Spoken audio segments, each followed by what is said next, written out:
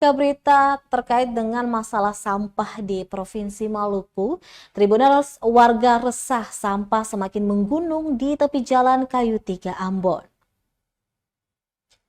Tumpukan sampah menggunung di tepi jalan Kayu Tiga, tepatnya di turunan kawasan Air Kaki Setang, Kecamatan Sirimau, Kota Ambon, Jumat 23 Februari 2024. Pantauan Tribun.com sekitar pukul 15 waktu Indonesia Timur di lokasi atau sekitar 50 meter dari panti asuhan Caleb House, terlihat sampah rumah tangga dari warga setempat dibuang begitu saja di tepi jalan.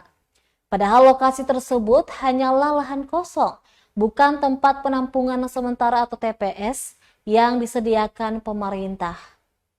Pengendara yang melintas mau tak mau harus menutup hidung lantaran sampah yang sudah menumpuk berhari-hari itu mengeluarkan aroma busuk. Salah seorang warga, Resli Lopati, mengaku resah atas kondisi tersebut. Menurutnya, aktivitas pembuangan sampah pada lahan kosong adalah hal yang tidak terpuji. Selain itu, tumpukan sampah menjadi sumber penyakit untuk warga di sekitar.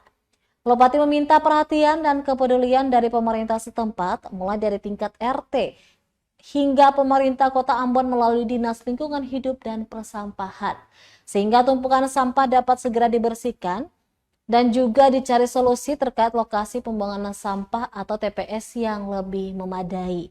Selain itu, dia berharap ada penambahan TPS agar warga tidak membuang sampah sembarangan di pinggir jalan.